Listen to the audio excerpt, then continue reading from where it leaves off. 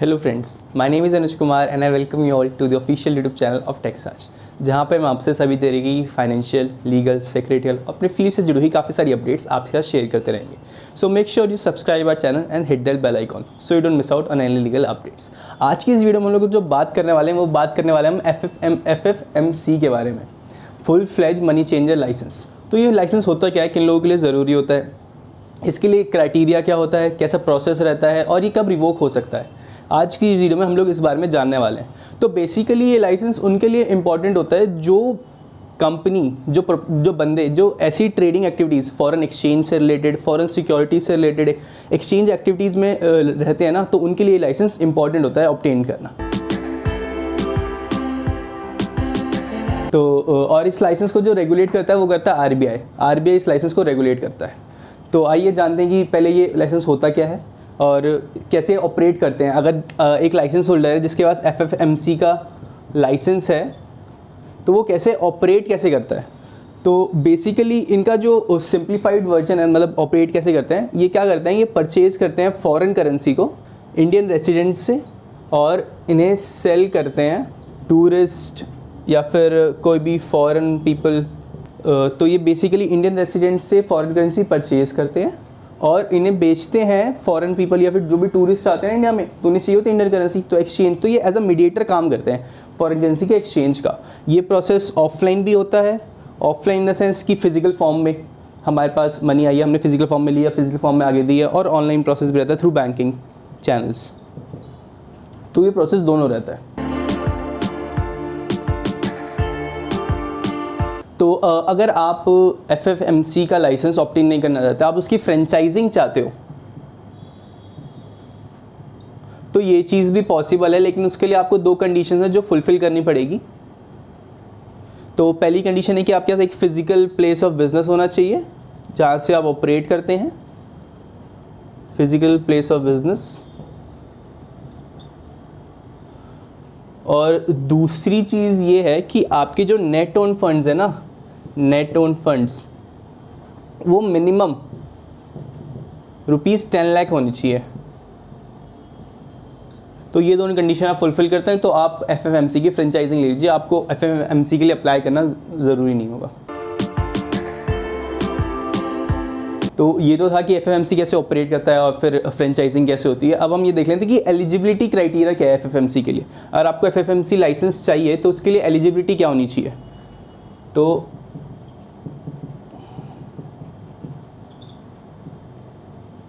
Number 1 eligibility ये है कि आपको कंपनीज एक्ट में रजिस्टर होना पड़ेगा, मतलब आपको कंपनी फॉर्म करनी पड़ेगी। रजिस्ट्रेशन अंडर कंपनीज एक्ट, ये इंपॉर्टेंट है, आपको रजिस्ट्रेशन चाहिए कंपनीज एक्ट में अगर आपको FFMC का लाइसेंस ऑब्टेन करना है। दूसरा पॉइंट ये है कि मान लीजिए आपकी सिंगल ब्रांच है, मल्टीपल ब्रांच है, ब्रांच सिंगल है या मल्टीपल है। तो अगर आपकी सिंगल ब्रांच है तो आपको जो नेट ओन फंड चाहिए वो चाहिए मिनिमम 25 लाख रुपए। आपको कंपनीज एक्ट में रजिस्टर करना पड़ेगा। अगर आपकी सिंगल ब्रांच है तो आपको minimum net own funds 25 lakh रुपए चाहिए। अगर आप एक से ज़्यादा ब्रांच में ऑपरेट कर रहे हैं या फिर आपकी मल्टीपल ब्रांचेस है ना, तो आपकी जो मिनिमम नेट ओन फंड होनी चाहिए ना, वो होनी चाहिए 50 लाख। तो ये रहती है दूसरी चीज़। इसके बाद जो तीसरी चीज़ है तो वो रहते हैं ऑब्जेक्टिव, मतलब जब आप कंपनीज एक्ट में रजिस्टर हो रहे हैं ना, तो आप जब अपने ऑब्जेक्ट क्लॉज होगा आपकी कंपनी का,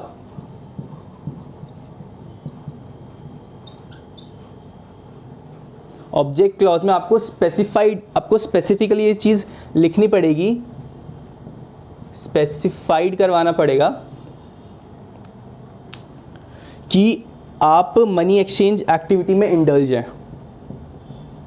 मनी एक्सचेंज एक्टिविटी मतलब जब भी आपकी कंपनी इनकॉर्पोरेट करवाएंगे ना, आप रजिस्टर हो जाएंगे कंपनीज एक्ट के अंदर, तो आपको ऑब्जेक्ट क्लॉज के अंदर ये स्पेसिफाई एडिकेटली मेंशन करवाना पड़ेगा कि आप मनी एक्सचेंज एक्टिविटी में ट्रेड करेंगे या फिर मनी से रिलेटेड एक्सचेंज एक्टिविटी परफॉर्म करेंगे।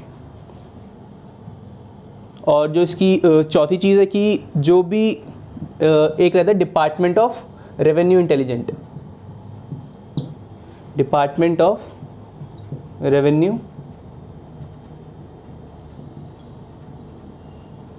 इंटेलिजेंस, यहाँ पर कोई भी कोर्ट केस या फिर कोई भी एक्टिव केस नहीं होना चाहिए कंपनीज या डायरेक्टर से रिलेटेड। अगर ऐसा कुछ है तो फिर आप एफएमएमसी के लिए इनएलिजिबल हो जाएंगे, आप उसके लिए एलिजिबल नहीं हैं। तो एलिजिबिलिटी क्राइटेरिया हमारे पास 4 हैं कि आपको रजिस्टर होना चाहिए कंपनीज एक्ट के अंदर, आपकी ब्रांच अगर सिंगल है तो फिर मिनिमम 25 लाख आपको नेट ऑन फंड चाहिए, ब्रांच मल्टीपल है तो आपको मिनिमम नेट ऑन फंड की 50 लाख चाहिए। आपको अपने ऑब्जेक्ट क्लॉज में स्पेसिफाइडली करवाना है कि मनी एक्सचेंज एक्टिविटी में इंडल्ज होंगे, और आपको डिपार्टमेंट ऑफ रेवेन्यू इंटेलिजेंस में कोई केस या फिर क्रिमिनल पेनल्टी नहीं होनी चाहिए। तो ये था एलिजिबिलिटी प्रोसेस। तो एलिजिबिलिटी प्रोसेस हमने अभी पढ़ लिया। तो अभी हम देखते हैं कि डॉक्यूमेंट्स क्या क्या चाहिए। अगर मेरे को एफएफएमसी लाइसेंस करवाना है, कंपनीज एक्ट में रजिस्टर होना पड़ेगा, फिर उसके बाद आगे जो मैंने एलिजिबिलिटी क्राइटेरिया बताया आपको वो फॉलो करने पड़ेंगे। अगर आपको डॉक्यूमेंट्स क्या क्या चाहिए, अगर आपको इसका रजिस्ट्रेशन चाहिए एफएफएमसी में, लाइसेंस चाहिए आपको ये, तो सबसे पहले जो डॉक्यूमेंट है वो है कि आपको कंपनी का सर्टिफिकेट ऑफ इनकॉर्पोरेशन चाहिए या फिर कमेंसमेंट ऑफ बिजनेस वाला आपके पास होना चाहिए। दूसरी है कि आपके पास एमओए में क्लॉज होना चाहिए रिलेटेड टू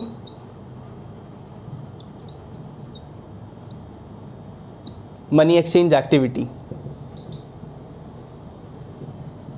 ठीक है, तो आपको सीओआई चाहिए, कंपनी का एमओए चाहिए जिसमें clause related money exchange activity mentioned हो। तीसरा डॉक्यूमेंट जो चाहिए आपको वो चाहिए audited balance sheet plus certificate आपके नेट ओन फंड का, और प्लस लास्ट 3 इयर्स के ऑडिटेड अकाउंट्स। सीओआई चाहिए, एमओए चाहिए और audited balance sheet, certificate net on fund की, आपकी नेट ऑन फंड इतनी है आपको सीए से ऑथराइज एक सर्टिफिकेट बनाना पड़ेगा, और लास्ट 3 इयर्स के ऑडिटेड अकाउंट्स भी चाहिए। और इसके अलावा जो चीज़ें चाहिए वो, हाँ, इसके अलावा जो चौथी चीज़ चाहिए वो हमें चाहिए डिक्लेरेशन चाहिए कि कंपनी या डायरेक्टर, कंपनी या डायरेक्टर पे कोई भी लीगल केस या कोई भी लीगल प्रोसीडिंग एक्टिव नहीं है, कोई भी नहीं चल रही है। इस चीज़ का डिक्लेरेशन भी चाहिए हमें। फिर उसके बाद 5वीं चीज़ चाहिए कि आपका नेचर ऑफ बिज़नेस, उसकी पूरी डिटेल्स चाहिए कि किस तरीके का बिज़नेस है, कैसे ऑपरेट करने वाले हैं, नेचर ऑफ बिज़नेस की पूरी डिटेल्स चाहिए। अगर आपने इससे पहले किसी एफएफएमसी लाइसेंस के लिए अप्लाई करा है तो आपको प्रीवियस एप्लीकेशन की डिटेल भी देनी पड़ेगी,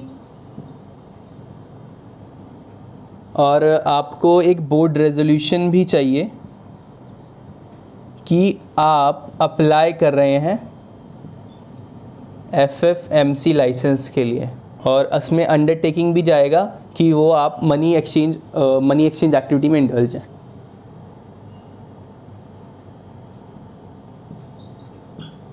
तो ये थे हमारे डॉक्यूमेंट्स जो हमें रिक्वायर होते हैं हमें एफएफएमसी लाइसेंस को ऑब्टेन करने के लिए। COI, MOA, audited balance sheet, certificate net on fund की, ये सर्टिफाइड होनी चाहिए सीए से, लास्ट 3 इयर्स के ऑडिटेड अकाउंट्स चाहिए हमें, डिक्लेरेशन चाहिए कि कंपनी डायरेक्टर में कोई केस तो नहीं चल रहा, नेचर ऑफ बिजनेस की डिटेल्स चाहिए, प्रीवियस एप्लीकेशन अगर आपने दी है तो उसकी डिटेल्स चाहिए, बीआर चाहिए कि अप्लाई कराया आपने एफएफएमसी लाइसेंस के लिए अप्लाई करने वाले हैं, और अंडरटेकिंग चाहिए कि हम मनी एक्सचेंज एक्टिविटी में इंडल्ज होने वाले हैं। तो ये तो थे डॉक्यूमेंट्स रिक्वायर्ड। अब हम देखते हैं कि रजिस्ट्रेशन प्रोसेस क्या होता है एफएफएमसी लाइसेंस अगर आप अप्लाई करें तो प्रोसेस क्या रहेगा एफएफएमसी का रजिस्ट्रेशन प्रोसेस। तो इसका बेसिकली जो रजिस्ट्रेशन प्रोसेस रहता है वो आप आरबीआई की साइट पे जाइए, एफएफएमसी का एप्लीकेशन फॉर्म डाउनलोड कीजिए, एप्लीकेशन फॉर्म को जो भी आपकी रेलिवेंट डिटेल्स हैं वो उसमें फिल करिए एप्लीकेशन फॉर्म में। फिर रेलिवेंट डिटेल्स फिल करने के बाद जो भी रिक्वायर्ड डॉक्यूमेंट्स हैं आपको वो अटैच करने पड़ेंगे।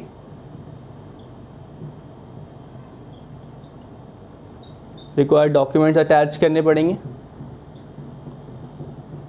Required documents as per RBI guidelines, जो भी चाहिए आपको रिक्वायर्ड डॉक्यूमेंट अटैच करनी। फिर जब आप ये पूरा एप्लीकेशन फॉर्म डॉक्यूमेंट्स के साथ अटैच करके बना लेते हैं तो आपको फिज़िकली सबमिट करने पड़ेंगे आपके नियरेस्ट रीजनल ऑफिस में जो भी आरबीआई का होगा, आरबीआई से एक आरबीआई का फॉरेन एक्सचेंज डिपार्टमेंट होता है, तो आपको नियरेस्ट उसमें जाना है, फॉरेन एक्सचेंज डिपार्टमेंट में आरबीआई से, आरबीआई के, और फिर उसमें आपको ये documents with form, application form with required document attach करके आपको वो सबमिट करना है वहाँ पे। फिर वंस सबमिटेड, फिर आपके एंड से वो काम ख़त्म हो जाता है। फिर उसके बाद आता है आरबीआई का। फिर आरबीआई क्या करता है, फिर आरबीआई उस डॉक्यूमेंट्स को इंस्पेक्ट करता है, मतलब उसका फिर इंस्पेक्शन का काम हो जाता है स्टार्ट। एक बार वो इंस्पेक्शन कर लिया और उसने देख लिया कि हाँ सारे डॉक्यूमेंट्स प्रॉपर हैं और सारा एप्लीकेशन फॉर्म ड्यूली फिल्ड है, तो फिर अगर उसे लगता है कि सब ठीक है तो फिर वो आपको एफएफएमसी लाइसेंस इशू कर देता है। अगर उसे लगेगा कि नहीं आपके डॉक्यूमेंट्स सही नहीं है या फिर आपने कुछ डिटेल्स गलत भरी हैं, तो फिर वो आपको एफएफएमसी लाइसेंस नहीं करता, आपको वहीं पे कैंसिल कर देता है एप्लीकेशन।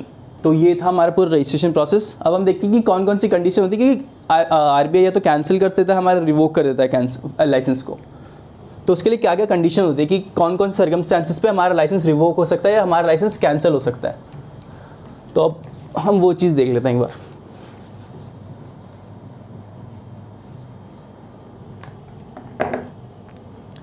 सर्कमस्टांसेस देख लेते हैं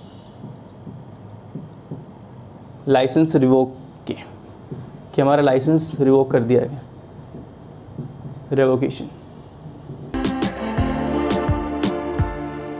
तो अगर आपको लाइसेंस मिल गया है एफएफएमसी का, तो आपको उसके बाद फिर टेंशन फ्री नहीं बैठना। अगर आपने किसी भी तरीके से आरबीआई की गाइडलाइंस, फेमा एक्ट की गाइडलाइंस को फॉलो नहीं करा, आपने उनके रूल्स को फॉलो नहीं करा, तो आपको लाइसेंस कैंसिल कर दिया जा सकता है।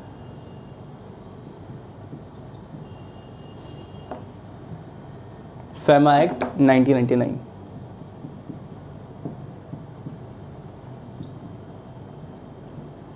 आरबीआई एक्ट, आरबीआई की गाइडलाइंस, आपने कुछ भी फॉलो नहीं करा इनमें से, आपने लाइसेंस ऑब्टेन कर लिया उसके बाद, तो आपका लाइसेंस रिवोक हो सकता है। और कौन सी चीज़ होती है कि आपका लाइसेंस रिवोक हो सकता है? ये दो चीज़ें होती है। अगर पब्लिक इंटरेस्ट में है ये चीज़, अगर पब्लिक का इससे बेनिफिट हुआ कि आपका लाइसेंस रिवोक कर दिया जाए और वो पब्लिक के बेनिफिशियल होगा ना, तो आपका लाइसेंस रिवोक कर दिया जाएगा। आपने कोई मिसलीडिंग एक्टिविटी करी है या फिर आपने कोई इलीगल एक्टिविटी करी है, रूल्स रेगुलेशन फॉलो नहीं करे, तो आपका लाइसेंस रिवोक हो सकता है। या फिर जो मैंने ऊपर बताया कि not able to comply, FEMA act. तो अगर इनमें से कोई भी चीज़ होती है तो आपका लाइसेंस कैंसिल या रिवोक कर दिया जा सकता है आरबीआई के द्वारा। और इसके बाद जो रहता है रिन्यूअल प्रोसीजर, वो आपको जब आपका लाइसेंस की एक्सपायरी आती है तो आपसे उसको 2 महीने पहले आपको नई एप्लीकेशन के साथ दोबारा से रेलिवेंट डॉक्यूमेंट्स अटैच करके दोबारा से आपको रिन्यूअल करवाना पड़ता है अपने लाइसेंस का। तो ये था सारा प्रोसीजर एफएफएमसी के बारे में कि क्या होता है एफएफएमसी, कैसे ऑपरेट करता है, क्या एलिजिबिलिटी क्राइटेरियाज होते हैं, उसके डॉक्यूमेंट्स कौन से चाहिए होते हैं और वो कब रिवोक हो सकता है। तो आई होप आप लोगों को एफएफएमसी के पता चला होगा लाइसेंस के बारे में और आपको वीडियो पसंद आई होगी। अगर आपको वीडियो पसंद आई है तो आप वीडियो को लाइक कीजिए, कमेंट कीजिए। आपकी कोई क्वेरीज है तो आप कमेंट में भी पूछ सकते हैं और हमें डायरेक्टली कॉल भी कर सकते हैं। Thank you so much.